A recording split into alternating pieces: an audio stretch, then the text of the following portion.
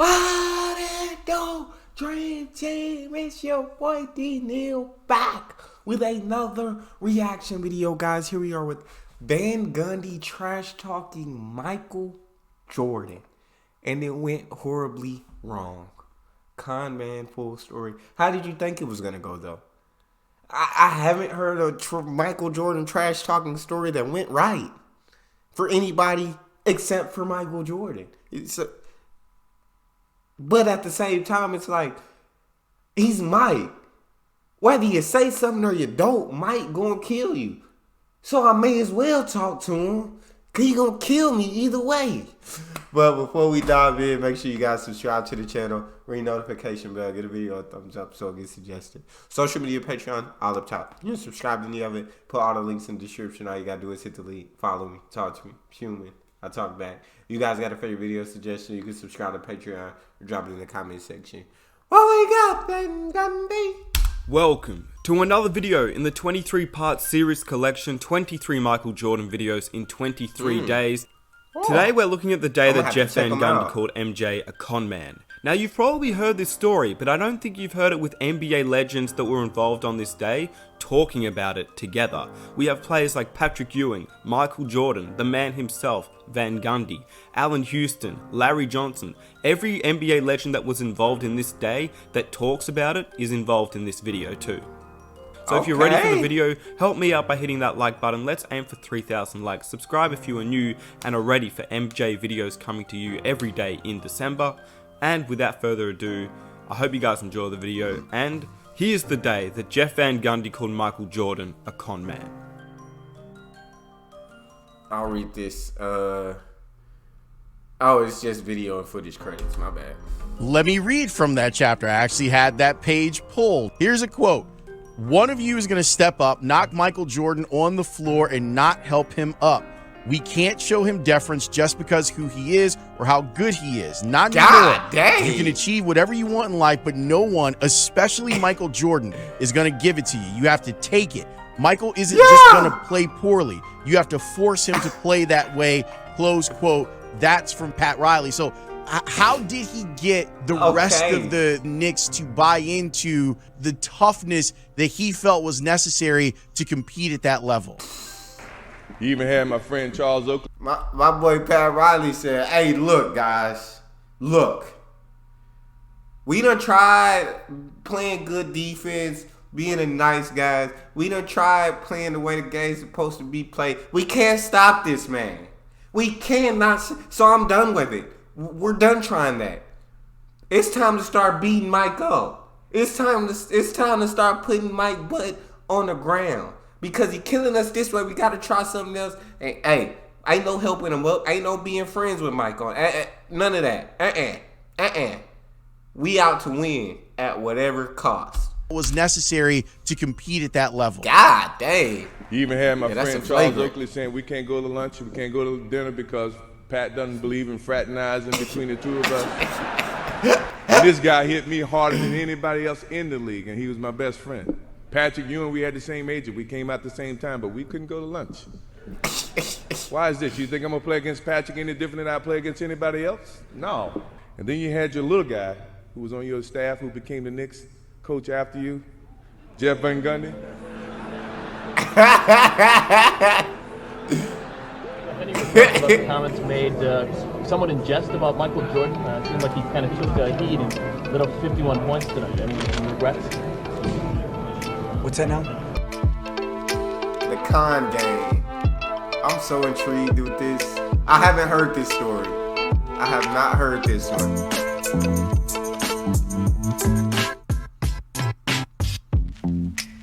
Do you regret saying some of the things throughout the course of the week about Michael Jordan?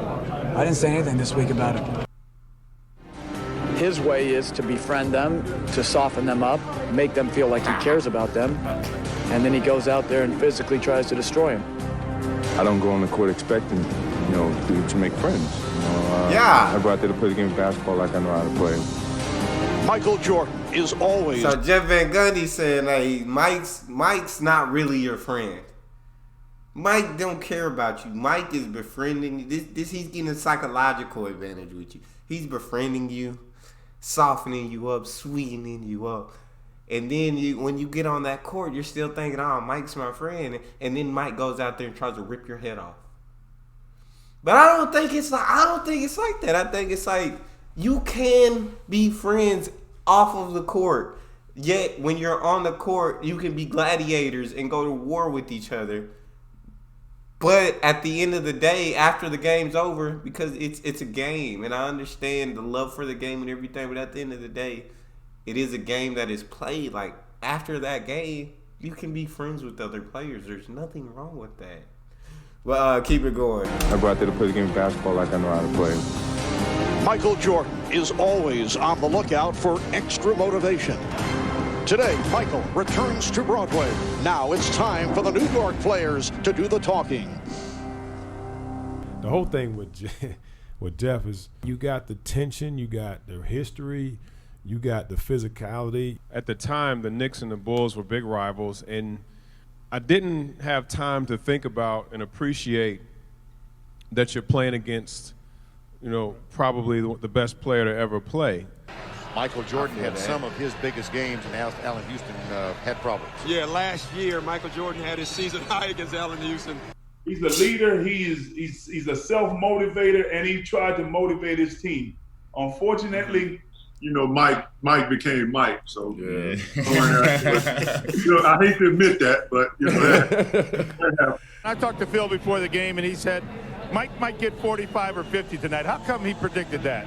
Michael upset that Van Gundy had said that Jordan uses friendships and stature to con some of his opponents. We talked about this earlier with Michael and asked, is this still ongoing in terms of the unhappiness about those statements? It's never forgotten. I think, when you hear certain things like that, you put them in your memory bank and you use them whenever you feel you have the need to. And, so I hadn't really forgotten it. It rubbed me the wrong way then, and if I hear it now, it still rubs me the wrong way because that was never my intent. I was good friends. I was good friends with Patrick. I get along with everybody, but at the same time, when the light comes on, I'm as competitive as anybody you know. I felt like that was inappropriate for him to say something like that. No, I don't have any regrets. I told the truth, and he had a big night. Yeah. Like he said, no, they are his friends. They actually are his friends. But when you step on that court, if they ain't got the same jersey on as you, then they not your friends. You feel? We going to war for 48 minutes, but as soon as just 48 minutes is 4 quarters over, we can go have dinner afterwards. We can be friends then, but while we on this court, we cannot be friends. And that's understandable. You shouldn't expect him to be your friend or treat you any different than he would treat any other person or any other team when you're on the court playing against him. You both want to win. I have any regrets. I told the truth, and he had a big night. Van Gundy had said that Jordan uses friendships and stature to con some of his opponents. He cons them by inviting them to his movies. He cons them with the commercials. He pretends to enjoy guys and like them and befriend them. I don't think he gets it. I think for some reason he's so good and has done it for so long that there is this, and such a mystique about him and everybody wants to be like him, be as good as he is, make as much money as he is, be able to do all the off-the-court things that you watch him game in and game out. He saddles up next to guys, he smiles at him, pats him on the ass, and then, goes out there and kicks their ass, and they hug him after the game. Like that was some great thing that he got 45 on them, so I don't understand it. Ewing and Longley tip it off. Jeff just frustrated with losing the mic. He just frustrated. That frustration just kicked in, and that's why he talking like that. He like everybody. He keep kicking our butt. He keep whooping us, and everybody just want to be so friendly afterwards to him. Everybody want to be cool afterwards. He's like, Jeff just saying, I'm tired of seeing the ish. It was some great thing that he got 45 on them, so I don't understand it. Ewing and Longley tip it off. Chicago, in losing to Houston on Sunday, shot less than 40%. Jordan gets his first of the night. That's 3 turnovers for New York in their last 5 possessions. Here's Jordan. Chance for the Chicago Bulls to get their first lead of the night now. Ewing knocks it right back in the hands of Mr. Jordan. Talk about bad breaks. Patrick Ewing deflects the ball. It goes back to that man. Nice finish, man. Jeez. 5 turnovers in the last. Jordan. Now Larry Johnson with the switch. God dang. That's a tough pull-up. He's feeling it. You can see his face. He expects to be back Sunday at home That's against Miami. fadeaway. Here's Jordan posting up again. Oh my God, man! This Finds man. Jordan. Jordan for the Bulls. Giles back on. Oh my God, bro! Yeah. This man had it all. He put on his cape and he said, "I'm about to toast these boys. I'm about to. These shots are tough, but he makes it look so easy. That is a tough pull-up." Jordan has 34. Randy Brown, he got the start tonight. Here's Jordan. Oh, come on. Nobody there to guard him. Y'all gotta be better than that. That's Mike. Bill Winnington That on him, double team too Patrick little. Ewing, so they're good guys in the Thank threes. you. The problem is you got to throw it in the I'll post. take that. Yeah, great play by Michael Jordan. Great play. Swing. Randy Brown More. kicks it out to Jordan. Wide open again, bro. This Mike. What are y'all doing? Johnson picks him up defensively. Oh Michael my goes God. for 41. Nice rim on Right that when one. they left his hand, and that's hurting the team, and that one was the big one. Jordan, And one. shooter's roll. Shooters roll, shooters touch. You A feel Jordan me? roll. Yeah, he has a lot of good runs. A Jordan roll. Michael Jordan ends a 17-2 run. He's got 45, but it's a 4-point game. God, hey. Now, it'll be interesting. I think Jeff Van Gundy may call that timeout because he said the last 6 minutes of the game, they don't want Michael Jordan taking shots. Michael I Jordan swear to made that God. shot. He called an immediate timeout. He wants him to get into a good play, obviously, but he also wants more help in Michael. From this point on, he wants somebody else other than Michael to beat the Knicks. Allen Houston guards him. Oh my God, Michael, 3 bro. moves and a basket. Y'all see how beautiful that is? Yeah, like, it's poetry in motion watching this guy play basketball. That was gorgeous. Allen Houston guards him. Boom. Oh, Michael, 3 God. moves and a basket. And this time he glances at you. Yeah, he should. He should glance at all of us. We call that being put in a blender. Fourth quarter, 1:10 to go. Jordan in the post over Houston. Oh, golly. And they said he wasn't going to get the shots. Jordan with 49. Jordan. My God, bro. He got more points than the rest of his team. God. Now has 51.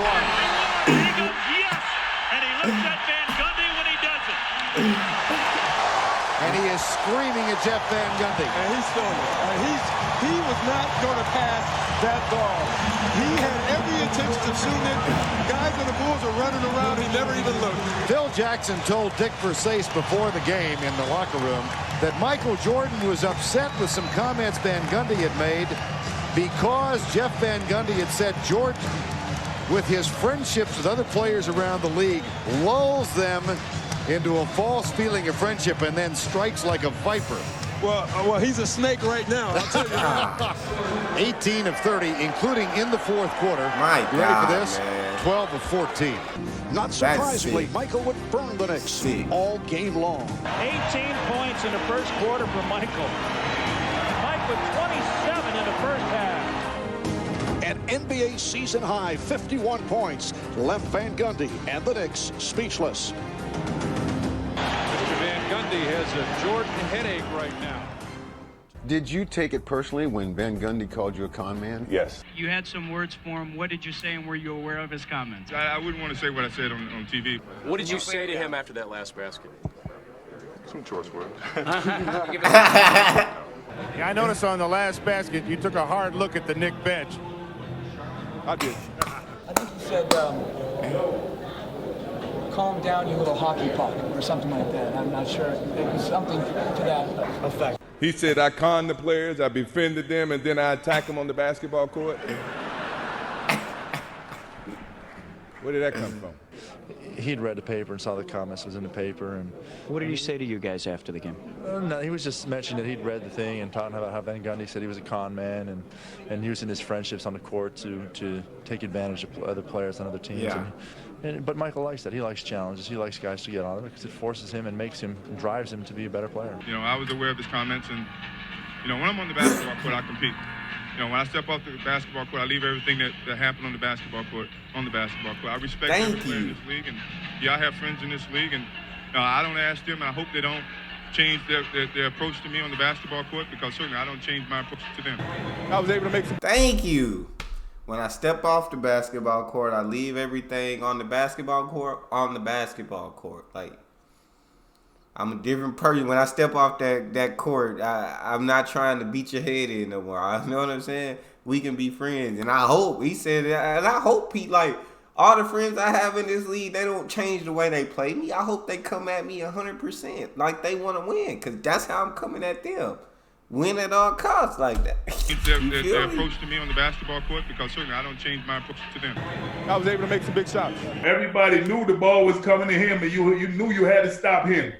So you got to give him credit. When Jordan scores all the points, usually the other guys will look around and watch it. Michael's going to get his, but we just have to limit the other people. But we just didn't do a good enough job. There's nothing to say. He's y'all did a good enough job, bro.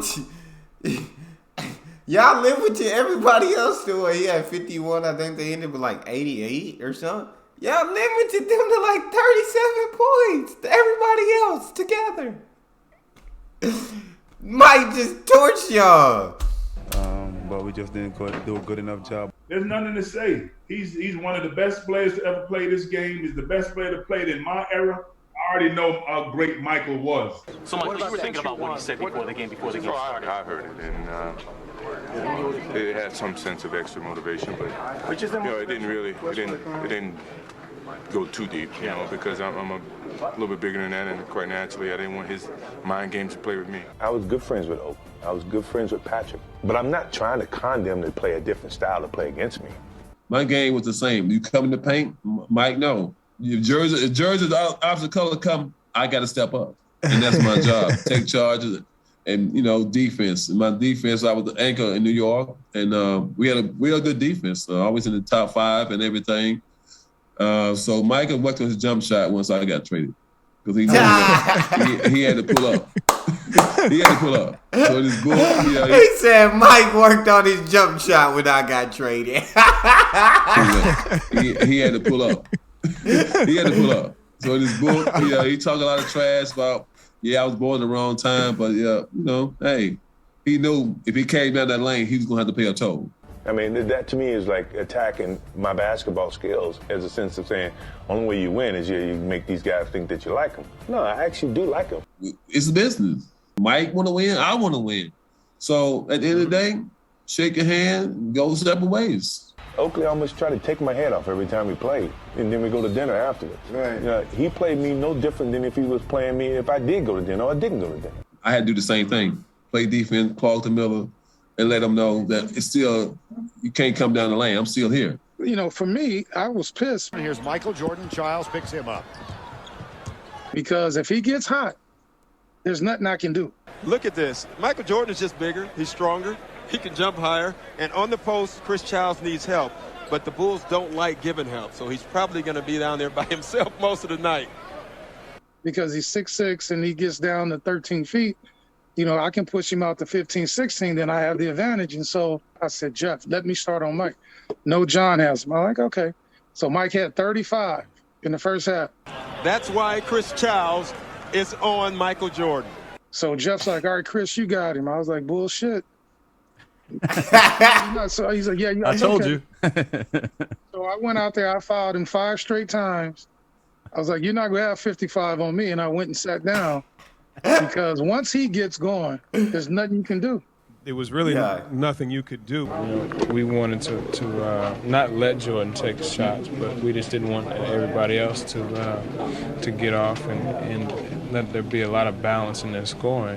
So Michael knew kind of what areas he wanted to go to. So when you were defending him, he would kind of set you up one way and get to one spot and just elevate. And it was really nothing you could do, because he got off the ground so quick. And then when he was able to shoot the ball better and better every year, it just made it that much more difficult. That's when you become really, really good as an individual and as a team, and that's what he was very good at. He's the only one that I can remember that was able to score that many points against us. So it was, you give homage to MJ. Listen, I'm a guy who challenged Jordan, called him a con man, right? I remember it like it was yesterday, yeah. Jordan joying with Jeff Van Gundy and Don Chaney on the bench. Yeah. So I'm speaking from experience. Like, you know, in my mind, in a one-game setting, if I had first pick all time, there's no doubt who I'm taking, and it's Michael Jordan. And I hope you guys enjoyed the second video in the 23-part series collection of Michael Jordan. If you did, please help me out by hitting that like button, subscribe if you are new, hit that notification button, and here are 2 new MJ videos that I think you may enjoy as well. And I will catch you guys tomorrow in the next one. Peace. That was pretty dope. That's all we got for this one. You guys got a favorite video suggestion, you can subscribe to Patreon or drop it in the comment section. Subscribe to the channel, ring notification bell, get a video a thumbs up so it gets suggested. Social media, Patreon, all up top. You don't subscribe to any of it, put all the links in the description. All you gotta do is hit the link, follow me, talk to me. Love talking to you guys. You guys are the most incredible team on YouTube. It's your boy Neal. Out.